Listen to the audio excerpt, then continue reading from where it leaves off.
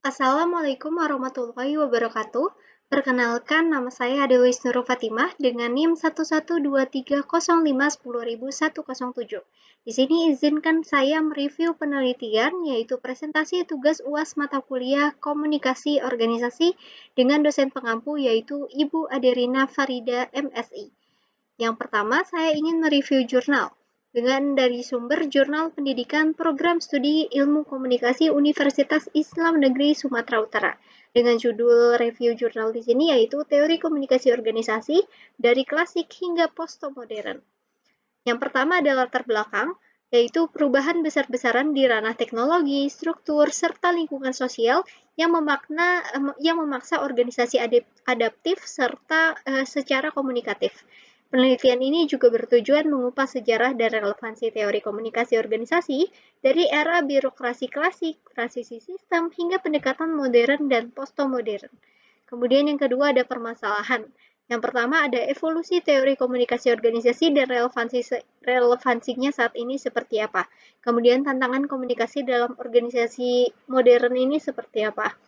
Kemudian yang ketiga ada teori. Di sini ada 4 teori. Yang pertama ada teori klasik, yaitu struktur formal, kontrol sosial, kemudian ada rantai komando. Dan kemudian yang kedua ada teori sistem, yaitu organisasi sebagai sistem terbuka antar bagian yang saling bergantung. Kemudian yang ketiga ada teori interaksi simbolik, yaitu makna diciptakan lewat interaksi.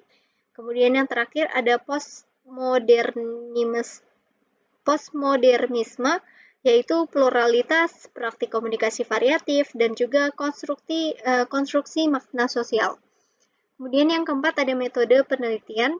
Di sini dilakukan dengan kajian literatur dengan analisis kritis dan sintesis teori utama komunikasi organisasi.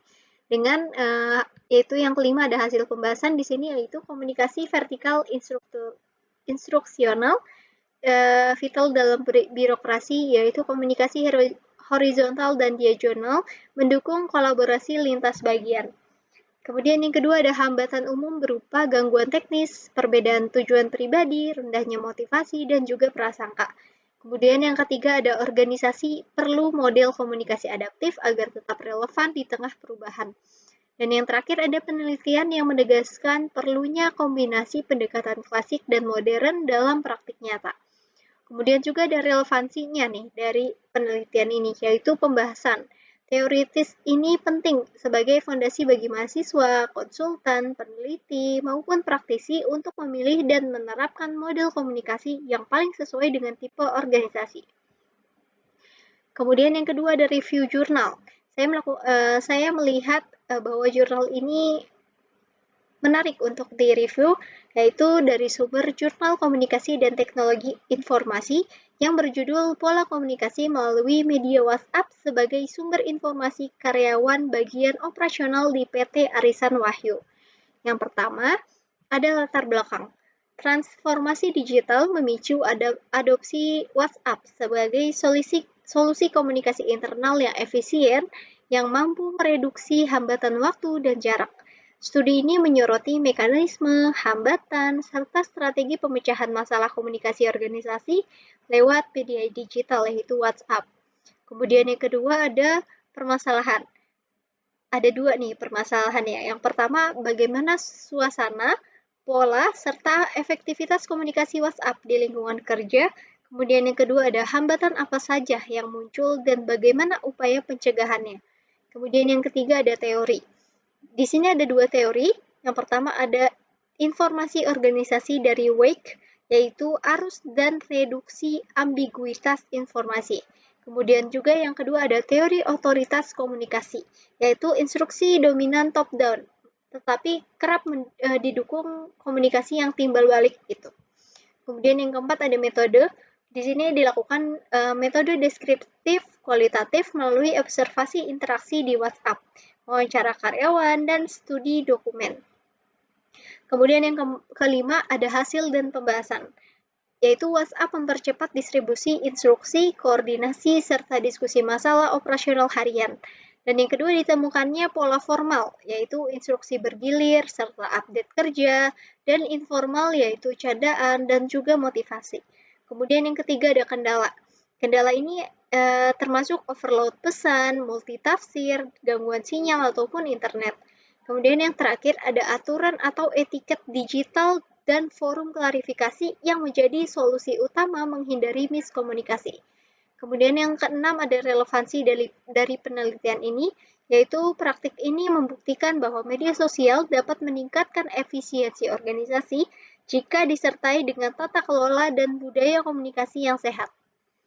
Yang ketiga, di sini saya melakukan review skripsi yang bersumber dari skripsi UIN Raden Intan Lampung yang berjudul Metode Komunikasi Organisasi Pimpinan Lembaga Penyiaran Publik Radio Republik Indonesia Kota Bandar Lampung dalam pembinaan akhlakul karimah pegawai. Yang pertama ada latar belakang. Pembinaan karakter pegawai menjadi kunci profesionalisme. RRI Bandar Lampung memberlakukan pembinaan akhlak berkelanjutan berbasis komunikasi efektif, baik lewat tatap muka formal maupun aktivitas religius bersama. Kemudian yang kedua ada permasalahan. Di sini ada dua permasalahan. Yang pertama, metode komunikasi apa yang dipilih dalam proses pembinaan. Kemudian, bagaimana pengaruh komunikasi terhadap sistem kerja pegawai. Dan yang ketiga ada teori. Di sini ada dua teori. Yang pertama ada metode komunikasi organisasi, yaitu formal melalui peraturan dan briefing. Kemudian ada informal juga melalui kegiatan non-formal seperti pengajian. Kemudian yang kedua ada keteladanan kepemimpinan. Pemimpin sebagai role model perilaku yang positif. Kemudian yang keempat ada metode penelitian. Penelitian ini menggunakan wawancara semi-struktur, observasi kegiatan pembinaan, dan analisis dokumentasi internal. Kemudian yang kelima ada hasil dan pembahasan. Komunikasi vertikal via pengarahan rutin dan surat edaran, horizontal yang melalui diskusi terbuka antar karyawan, kemudian juga diadakannya pengajian bulanan yang digunakan untuk mempererat nilai religius dan juga solidaritas.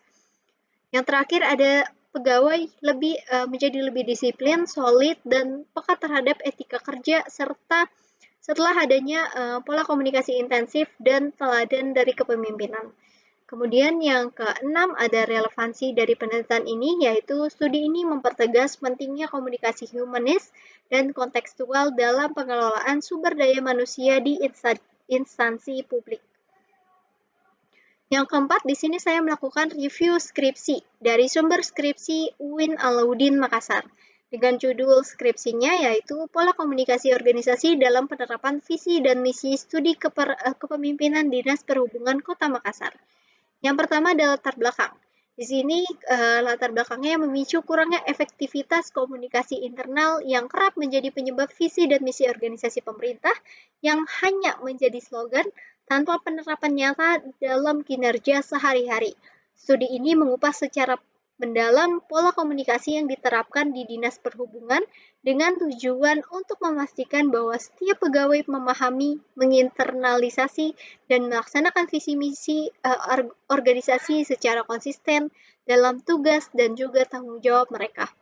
Kemudian yang kedua ada permasalahan. Di sini ada dua permasalahan yang dibahas.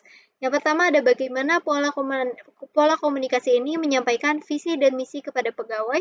Kemudian yang kedua, hambatan apa dan solusi apa dalam proses sosialisasi ini. Yang ketiga ada teori. Di sini ada 3 teori, yaitu teori model chain dengan informasi yang mengalir secara bertingkat. Dan pola Y, yaitu koordinasi lintas ringan, serta arah komunikasi, yaitu downward, atas ke bawah, dan upward, dari bawah ke atas. Kemudian juga ada diagonal dan juga dari eksternal gitu. Kemudian yang keempat ada metode. Studi kasus kualitatif yaitu wawancara dengan pejabat struktural, observasi aktivitas komunikasi, serta penelaahan dokumen dari program. Kemudian yang kelima ada hasil pembahasan. Komunikasi chain dominan untuk instruksi berjenjang yaitu pola Y yang muncul pada koordinasi strategis antar bidang. Kemudian yang kedua, komunikasi formal dievaluasi kurang memberi ruang bagi aspirasi. Kemudian yang ketiga ada solusinya, yaitu sesi informal, diskusi bebas, serta pendekatan dialogis yang lebih berhasil menanamkan penghayatan visi misi. Kemudian yang keenam ada relevansi. Penelitian ini menawarkan cara praktis membumikan nilai organisasi ke seluruh lapisan pegawai secara efektif. Yang terakhir ada review jurnal. Di sini saya melakukan review jurnal dari sumber jurnal Pekomas Kominfo. Dengan judul jurnalnya yaitu Komunikasi Organisasi dalam Fenomena Perubahan Organisasi di Lembaga Penelitian dan Pengembangan. Yang pertama adalah latar belakang.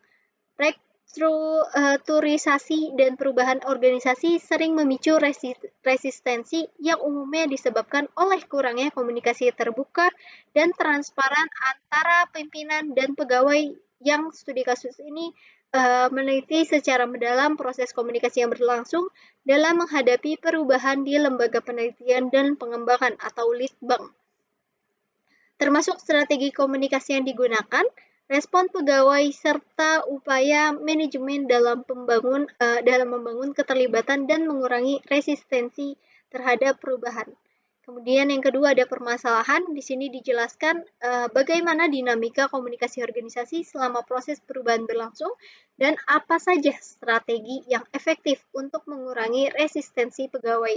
Di sini teori yang digunakan adalah komunikasi. Yang pertama ada komunikasi internal ataupun versus eksternal dari Clampett yang menjelaskan pentingnya informasi terbuka antara manajemen dan staf.